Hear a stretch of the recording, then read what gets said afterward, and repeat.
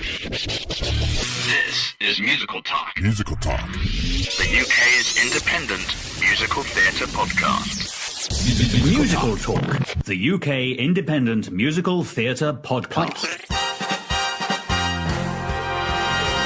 Hello and welcome to this week's episode of Musical Talk. My name is Nick Hutson. As you can probably tell, I have a slight cold, so do please stand back from your iPod. We're going to have a lovely interview with Mr. Alan Menken in a bit, but first I want to talk about the Olivier Award nominations that were just announced at the time of recording this episode. There's probably no surprises that Matilda is the big show, being nominated for no less than 10 Olivier Awards. That's one for every single category in the musical theatre list that they have. Also, very strong nominations are Ghost, with, I think, 5 nominations in total. A good event for Matthew Warchus again and his wonderful creative team, of which we had some members on this very podcast. But the exciting thing is that hopefully Musical Talk will be at the Olivier Awards. We won't be watching the awards themselves, but we will be on the red carpet and possibly in the press room itself. So do stay tuned to Musical Talk around April the 15th or whenever it is, and we'll be sure to provide you with a very, very special episode. But this is also a very special episode because I am being joined by Alan Menken. Hi, Alan, how are you? Hi, good, Nick. How are you? Very well, thank you. We're going to talk about Leap of Faith and Newsies, but first I want to talk to you briefly about Robert Sherman, whose sad passing happened quite recently. Do you have any stories to share about Mr. Sherman? You know, he and I only met a couple of times. I think I met him at Mary Poppins. I don't think I met him at Chitty Chitty Bang Bang. I knew Richard much better, and Richard has been such a wonderful friend in extraordinary ways. And both of them together were just an inspiration to all of us, especially any of us who found ourselves fortunate enough to work at Disney. We were around their songs all the time. And there was really a special quality to what they did. Of course, we all know now the little bit of the story, the backstory of the Sherman brothers and some of the tensions that existed between Robert and Richard, which I guess were natural in any family. And the work is something that will supersede any of that. I just send my best wishes to Robert's family and to Richard's family and all the Shermans. I mean, they are, in a way, they're the pre-Ashman and Menken, if you would agree with that. Well, they're more than that, but they had a career, their career at Disney and also their career independent from Disney. They were a very good writing team, both, pop music, theater music, and film music. We even forgive them writing It's a Small World. Oh, we always will love It's a Small World. I would be very proud if I had written that song. We're very lucky to have you on Musical Talk, Alan, because it's an extremely busy time for you. I don't know how you do it, really, to have 2 shows opening almost at the same time. I mean, you went into rehearsals for Leap of Faith and Newsies on the same day. It wasn't what I would have chosen as my schedule, and it is what it is. So we make the best of it. One of my big concerns when both shows were going into rehearsal at the same time was the impact on my music team, especially my longtime musical director, Michael Kozerin, who supervises so much of the work that I do. And ironically, just, last week he was rushed in for a little bit of emergency surgery. He's fine now. But, it's a very tenuous thread that keeps us all, functioning the way we need to be functioning to make sure these shows turn out as well as we need them to turn out. This is a hard interview for me to do because to be honest, I know very little about Newsies. I know even less, obviously, about Leap of Faith. I know the score of Newsies because, let's face it, the film wasn't well received, was it? The reviews were mixed, I'd say, deservedly so. But there were some nice things about it. People really enjoyed that it was a break into song original film musical with a very energetic score and a tuneful score, and people really liked that. I think rightfully so. There were elements of the film that didn't resonate that well with critics. But it wasn't that reaction that was memorable. What was memorable was the fact that nobody went to see it. It was just extraordinary that it did like nothing at the box office. I felt it was relegated to being one of those projects, that you just will always remember fondly and maybe play songs from. But it's, sort of lives in your trunk.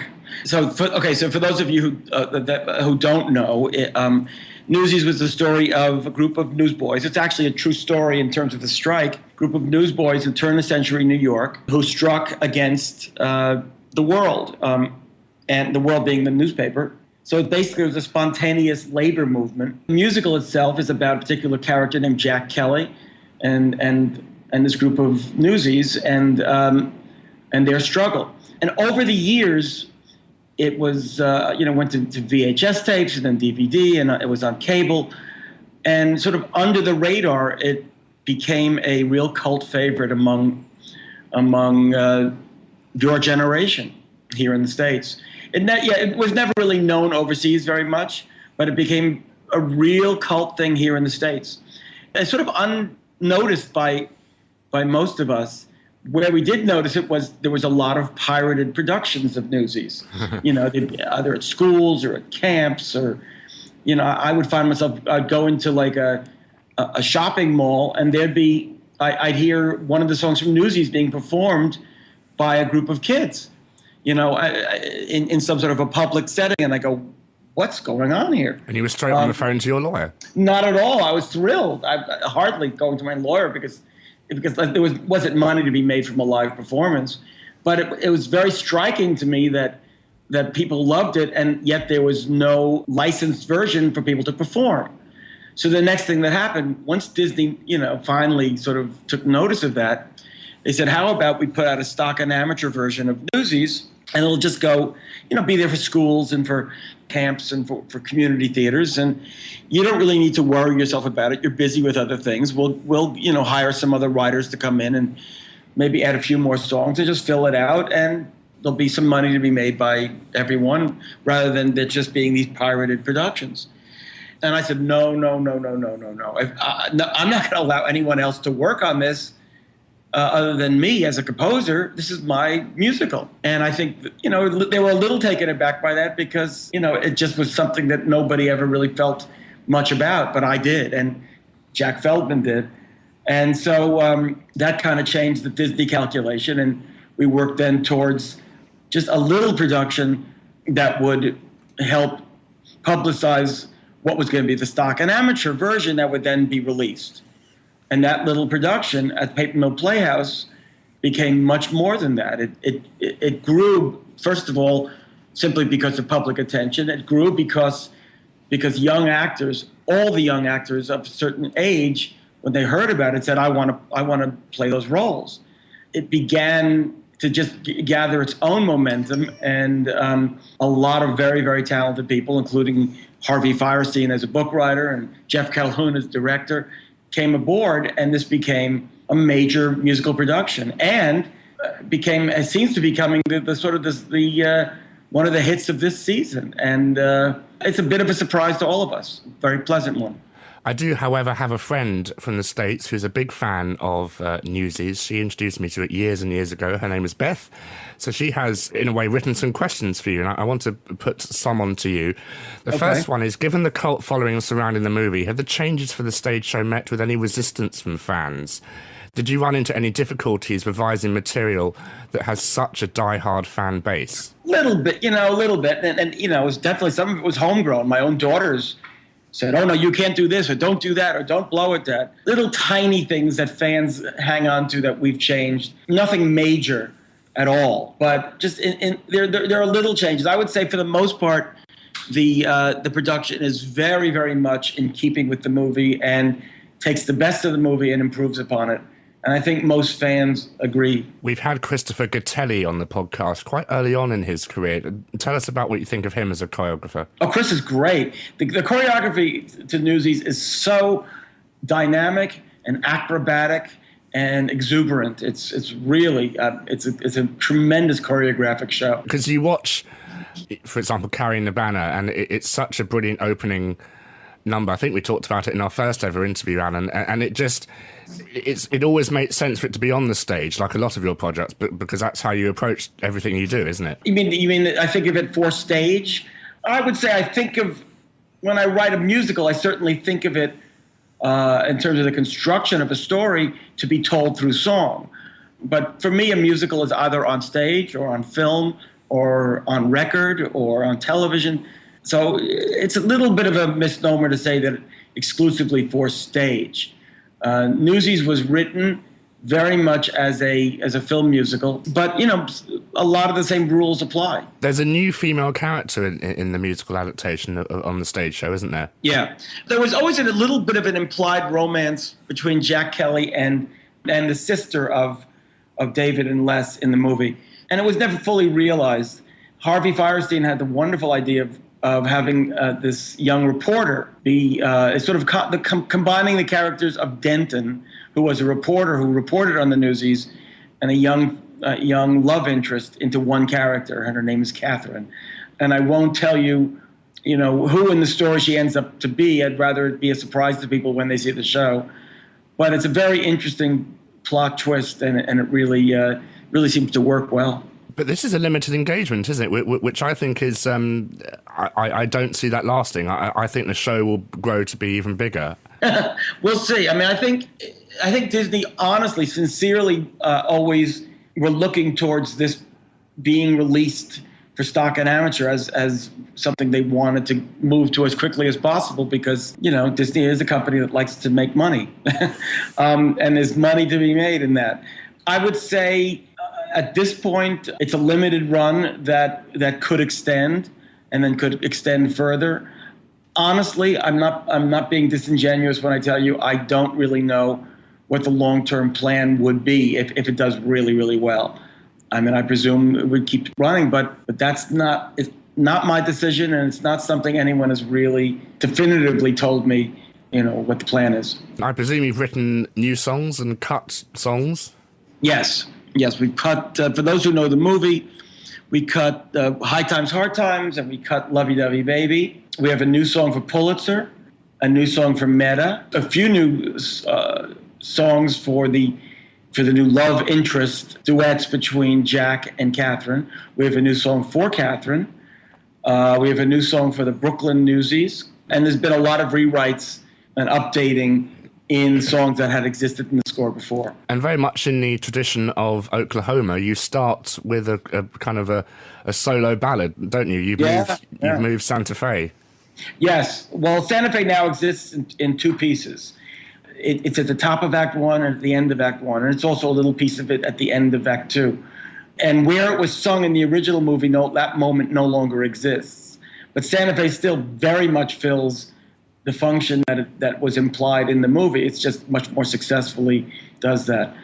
And one of the wonderful ideas that Harvey Fierstein had when he came aboard, besides the idea of Catherine, was to open with Santa Fe in a moment that's almost reminiscent of the top of Peter Pan, Never Neverland, in that way that sort of sets the story in motion. Will we have a cast recording? I think that would be the good way to, preserve this forever as regards... Oh, yeah. This is one of those circumstances where we've actually already done the cast recording. It's being mixed as we speak. It will be out simultaneously with the show. Now, the show I know absolutely naff all about is Leap of Faith, so I'm just going to take a leap of faith now, Alan, and just let you talk about it. Go. Go. Okay. The original writer of Leap of Faith, Janice Zircone, is somebody I had been friends with going way back in my early days in New York when she was living there. And in '92, when the movie came out, I honestly didn't even know that Janice had been writing. At the time when I knew her, she was somebody who was involved with, I believe, tour promotion and other things. And I think management as well. But so I was really amazed, and I went to see the movie, Leap of Faith, and I was very, very impressed with the story and the way it was written and performed.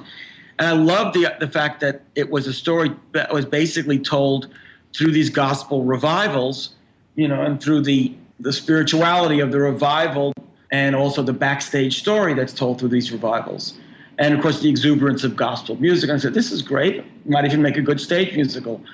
And I just kind of stored that information away. And a few years later, Janice and Michael and Frankel Group here in New York asked if I would come aboard to write a stage version of Leap of Faith. And that was about 10 years ago. So it's been a long journey. In a nutshell, Leap of Faith is the story of a con man, a charlatan evangelist who goes into this town and in an attempt to completely rip off the town, actually makes a miracle happen. And this disabled boy who believes in him and how that affects him. And, it's a good story, but it's a story, of course, that is reminiscent of other stories like Music Man or 110 in the Shade comes to mind. Exactly. So much of the appeal of Leap of Faith is not simply the story, but the way it's told, where it's really come together. We had a production in Los Angeles that did, I'd say, mixed at best. And I think the problem was it was very weighted down by the book's its structure as a book musical. We really needed to shake up the way the story was being told, which is exactly what we did in the changes that we made subsequent to Los Angeles. And a new book writer, Warren Light, came in to co-write with Janny. Chris Ashley came on board as director, and Sergio Trujillo came on board as choreographer. It was still Glenn Slater and me who wrote the songs. Glenn, as you know, of course, was also my collaborator on Sister Act and on Tangled and many other projects, on the new songs for Little Mermaid. And it really is a revival within a revival. The Jonas Nightingale revival has come to the St. James Theater basically to save souls. And in order to save souls, they are going to tell the story of what happened in Sweetwater, Kansas. This con man came into town and God came through him. So one of the really neat things about Leap of Faith is you're always going between the sincerity of the miracle and the con. And, which is the reality, the con or the miracle? Or are they both reality? It's so dynamic and so physical and so exciting, and it's a real thinking person's musical. It's really got a lot to say. Raul Esparza plays our lead, and he's, as you probably know, is a fantastic performer. And yes, he's beyond a triple threat. He's just embodies this character of Jonas. We have a wonderful gospel choir in the show, and as we speak, we are getting the show ready to go into tech at the St. James Theater. It's going to be very, very exciting. We're going to go right to the wire because we're making changes right and left, but you can just feel the energy in the room. There's really a tremendous amount of creativity and talent going into this show, and it's going to be amazing and exciting. When you're writing for a gospel choir, how do you, like with Hercules, for example, was a lot of that improvised by the choir or the riffs and things, or did you and the vocal arranger or whomever you work with, did they write that all down? Well, yes, of course. Everything is written down. I mean, now where there are people riffing and doing the natural things you do in a gospel choir, it's sort of like a controlled fire. You give a structure, and you allow people, the singers to live within it. So it's always a combination of there's absolute arrangements, vocal arrangements, orchestrations, every bit of professionalism that's in a Broadway musical to the nth degree, and over and above that is the improvisation that you want from a gospel choir. And that's something you always balance and carefully work. It's just such an infectious, brilliant sound that is inherently so theatrical, isn't it? Oh yeah, well it's theatrical and celebratory in the most wonderful way, and gospel really runs through all the pop music of our time now. It's the Rolling Stones have a lot of gospel too, and the Beatles did, and gospel is one of the dominant languages affecting our music right now. I love going back to the pure source of it, and it's a lot of fun. Bridge Over Troubled Water is a great gospel song, for example, that people don't seem to... Oh, absolutely. You can gospelize just about anything. Gospel is not just a color and a musical style. Gospel is a attitude and a certain kind of freedom. It's not just in the chords and in the notes.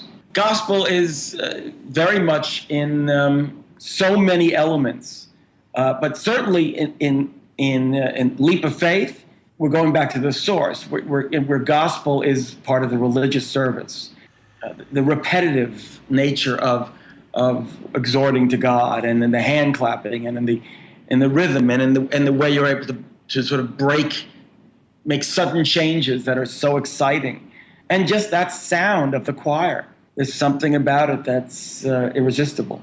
Again, I can't wait for a cast recording. I hope one emerges. Me too.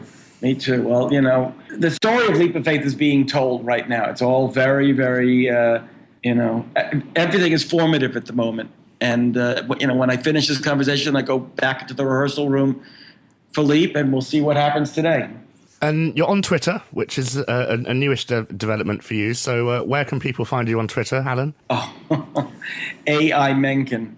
I don't do it that often. I get myself in a lot of trouble when I do too much tweeting, because often when I tweet, it will be something that's bothering me, or when I'm happy about something that maybe the world shouldn't know about yet. I have a little bit of a strange relationship with Twitter, but I will try to tweet more. I haven't quite gotten the hang of just what I'm thinking at the moment and saying it. I have to really be careful that what I say is not going to be hurtful or destructive or preempt someone else's announcements. It's a very interesting revolution, isn't it? Oh, yes, it's very interesting. It is one of those things that does separate generations to a degree. Younger people who have grown up with the technology are a little more attuned to just sort of spitting out what's going on at the moment for them. Those of us who grew up earlier are still used to more dated mediums like the ads in the paper or interviews. Or just paper in general. Oh, paper. Yes, paper. Imagine that. I saw a fascinating video of you recently, Alan, and you might be able to guess where I'm going here. You have some special pets at home, don't you? Oh, God. Yes. Well, those are more my wife's passion than mine, I suppose. We have the normal dogs and cats, and we have tortoises. And the tortoises basically came about because, oh, God, I want to say maybe 15 years ago, Janice requested a box turtle for her birthday. Your wife, Janice? My wife, Janice. Our friends, one is a veterinarian, the other runs the animal hospital, suggested we get these African leopard tortoises, who are wonderful animals, beautiful. And we got them. They were about the size of a quarter or maybe a silver dollar at most. And, of course, they grew quite dramatically. The care for these tortoises is very specific. They need a certain temperature. They need certain they need a little pond of water. They need certain kinds of greens. They need a certain kind of exercise. Once we set up the environment for them, one thing led to another, and we got more tortoises. And then once we had more tortoises, we increased the environment, and just one thing led to another, and now we have an addition onto our house that houses tortoises. And it's unique, and it's I scratch my head about it sometimes, but I love my life, and it's what it is. Sounds a bit like Little Shop of Horrors to me. A little, maybe a little bit. Hopefully they don't feed on human blood, though. They more feed on strawberries and dark greens, and they're wonderful, wonderful animals. You have a film coming out which is nothing to do with musical theatre, but looks quite interesting. It's another modern twist on a fairy tale, isn't it? Yes, it's Mirror Mirror, and I just was hired to write the film score for Mirror Mirror. I didn't write any songs, and that came about kind of last minute for me. It was in the fall. My representative said, wouldn't it be good for you to do a movie that's A, not a musical, and B, not Disney. Just because, first of all, let people see your film scoring just as film scoring, because I do love doing that, and it's something I don't get enough opportunities to do. So I threw my hat in the ring for Mirror Mirror, and they said, great, we'd love you to do it. And I had a blast scoring this movie. And it's coming out end of this month, on March 30th here in the States. I don't know when it opens over your way, but pretty soon after, I'm sure. And it's a retelling of the Snow White story from the point of view of the Queen, played by Julia Roberts. Snow White is played by Lily Collins, who's actually Phil Collins' daughter. Armie Hammer, who was in Social Network, plays the prince, and he's fantastic. It's a lot of fun. It's a I hope it does well. I don't know if I've actually seen the finished print. I don't think I have. I've seen previews of the movie, so I'll be as interested to see the finished product as everybody else is. Are you happier in a film scoring soundstage or a rehearsal room for theatre? Well, they're very different environments. In a rehearsal room, it really is about the director and the actors, and I'm standing back and just kind of watching as they rehearse and giving my input as is needed. And sometimes it's very, very intense because you have to rewrite a song or go and pinpoint a problem that really needs to be fixed very quickly and brainstorm with everybody about how you could do that. A film scoring session, however, you go in, and in a very fixed amount of time, you're recording the music that you've written over the course of months with a large orchestra. And it's such a thrill to be in front of that large orchestra. You never get an orchestra that size with any theater project. And it's, of course, divided into each of these little cues. A lot of prep has gone into the film scoring. So, I mean, the short answer is I love both of them. Truly, I do. Both cases, I suppose, the most exciting thing for me is the moment when I'm in my own space writing the material. And they both are very joyful experiences. I'd say a film soundstage is probably a more intensely enjoyable experience than a rehearsal room for a musical, simply because it's more going on in a very concentrated period of time. I would say probably a preview of a show, actually on stage, is more analogous to a film scoring stage, when you have the full orchestra and you have the sets and the costumes and the lights and the audience. Yeah, exactly. Thank you very much again for coming on Musical Talk today. Thank you, Nick. It's great talking to you. Thank you.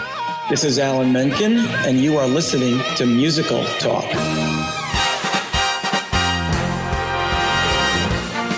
Alan Menken there. Thank you very much for listening to this week's episode of Musical Talk. Be sure to join us next week, where I'm sure we'll have an equally fabulous episode for you. Please do keep in mind that this episode is copyright Musical Talk 2012.